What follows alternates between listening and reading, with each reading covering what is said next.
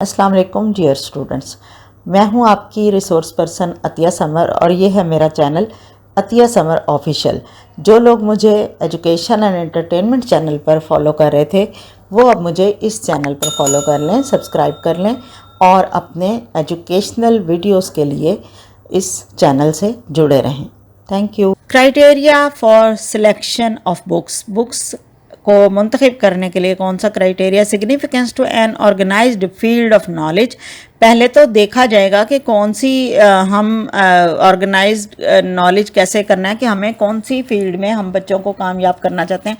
क्या हम उनको एग्रीकल्चर इंजीनियर बना रहे हैं या फिर हम उनको साइंसदान बनाना चाह रहे हैं। तो इन जो भी हमारी फील्ड होगी पहले, जहाँ हमें जिस फील्ड के लिए हमें नॉलेज देना है बच्चों को, तो उसी तरह का कोर्स जो है उसको ऑर्गेनाइज करेंगे। फिर है does the subject matter stands the test of survival. क्या सब्जेक्ट मैटर जो सिलेक्ट किया गया है वो अपने टेस्ट के टाइम तक वो बच्चों के साथ बच्चे उस पर सर्वाइव कर सकेंगे, बच्चे उस पर एग्ज़ाम दे सकेंगे। क्या वो जो सिलेक्शन ऑफ नॉलेज है वो इस काबिल है कि वो किसी भी टेस्ट के थ्रू गुजर चुके, टेस्ट के प्रोसेस से गुजर सके। Utility of the subject content, जो भी सब्जेक्ट कंटेंट मुंतखब किया जा रहा है क्या उसका कोई अफादियत है, क्या सोसाइटी में उसको इस्तेमाल कहीं करना है या नहीं। अगर होता है तो फिर ही सिलेक्ट किया जाएगा, ठीक है। उसके बाद है इंटरेस्ट एंड एबिलिटी, स्टूडेंट्स के इंटरेस्ट के मुताबिक है, उनकी काबिलियत के मुताबिक है। जैसे मैंने एग्जांपल दी थी कि अगर 5th क्लास के बच्चे को आप 1 2 3 सिखा रहे होंगे तो वो उसकी एबिलिटी और इंटरेस्ट दोनों ही, ना एबिलिटी के काबिल, उसकी काबिलियत के काबिल है, ना ही वो उसमें इंटरेस्ट लेगा। Growth and development of our democratic society, हमारी जो सोसाइटी है, मुआशरा है, एक जमहूरी मुआशरा है, उसकी परवान चढ़ाने के लिए, उसकी नशोनुमा के लिए क्या ये हेल्पफुल होंगी या नहीं बुक्स। तो बुक्स की सिलेक्शन के वक्त इस चीज़ को भी मद्देनज़र रखा जाता है। टेक्स्ट बुक्स रिव्यू पैरामीटर्स, जब टेक्स्ट बुक कोई बन जाती हैं तो वो इम्प्लीमेंट भी हो गई हैं, लेकिन क्या होता है कि उन टेक्स्ट बुक्स का भी फिर रिव्यू करवाया जाता है। जब हमारा सूबाई लेवल पर एक कायद आज़म लर्निंग एकेडमी के नाम से एक लाहौर में हमारा ट्रेनिंग सेंटर है, जहाँ पर जो भी प्रमोशन होती है किसी ग्रेड के 17 18 19 20 तक की, उनको लाजमी तौर पर ट्रेनिंग के दौरान उनसे किसी न किसी कोर्स की टेक्स्ट बुक का रिव्यू करवाया जाता है। National review committee comprises on 5 और 6 मेंबर्स। इसके अलावा भी जो मैंने आपको बताया, नेशनल रिव्यू कमेटी है जो कि 5 से 6 मेंबर्स पर मुश्तमिल होती है। At least 1 expert from the syllabus formulation committee, उनमें से एक लाजमी तौर पर वो होता है जिसने ये सिलेबस फार्मुलेट करवाया होता है, बनवाया होता है, सब्जेक्ट एक्सपर्ट होता है, वो लाजमी तौर पर उस कमेटी का हिस्सा होता है। 2 सब्जेक्ट एक्सपर्ट्स और ऐड किए जाते हैं उस कमेटी में, और 2 स्कूल टीचर्स ऐड किए जाते हैं, ताकि वो फील्ड में आने वाले जो प्रॉब्लम्स हैं इस बुक में पढ़ाने में या उन टीचिंग मेथड्स को फॉलो करने में जो उनको क्लास के अंदर प्रॉब्लम्स पेश आए होते हैं, तो वो उनको यहाँ पर जिक्र कर सकें, उनको यहाँ पर रिव्यू कर सकें।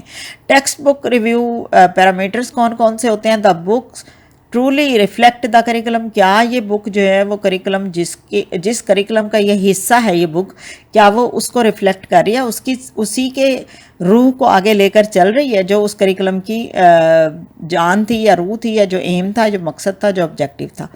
It meets the objectives stated in the curriculum, क्या ये उन ऑब्जेक्टिव्स को पूरा करने के लिए हमारी हेल्प करेगी वो बुक, जो जिस करिकुलम को हमने डिज़ाइन किया है उस करिकुलम के ऑब्जेक्टिव्स को अचीव करने में।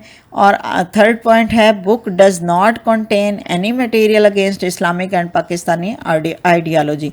इस बात को भी बुक रिव्यू में देखा जाता है कि ये बुक कहीं हमारी जो नज़रियाती पाकिस्तान के नज़रियाती असास है उसके अगेंस्ट तो नहीं, कोई हमारी इस्लामिक वैल्यूज़ के अगेंस्ट तो नहीं इसमें कोई चीज़, कोई कंटेंट, कोई टॉपिक, कोई उन्वान शामिल किया गया। अगर ऐसा हो तो उसको फिर रिमूव कराया जाता है। In case of approval text book is sent for publishing and distribution.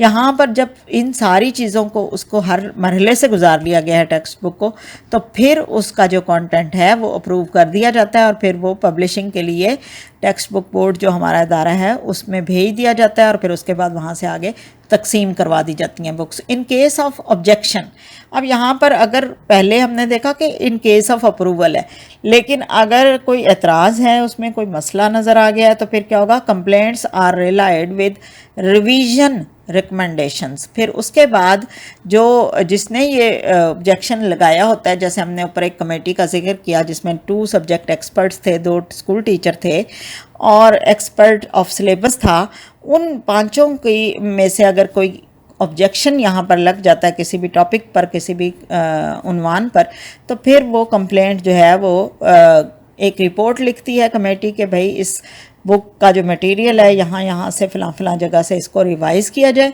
और उसकी रिकमेंडेशन देती है कि हम ये चीज़ें अगर इसकी जगह ये शामिल कर ली जाएगी तो हमारी बुक ज़्यादा वैलिड होगी, ज़्यादा बेहतर हो जाएगी और अकॉर्डिंग टू स्टैंडर्ड हो जाएगी हमारे। तो चैप्टर आपका यूनिट जो है 4 वो यहाँ पर इख्तिताम पजीर हुआ। और यहाँ पर कोई क्वेश्चन है तो आप लोग लिखिए चैट बॉक्स में, कमेंट बॉक्स में, मैं आपको आंसर करूँगी। ये था आज का लेक्चर। इस यूनिट के बाकी पार्ट्स देखने के लिए मेरे चैनल की प्लेलिस्ट को विज़िट करें। Thank you. अल्लाह हाफिज़।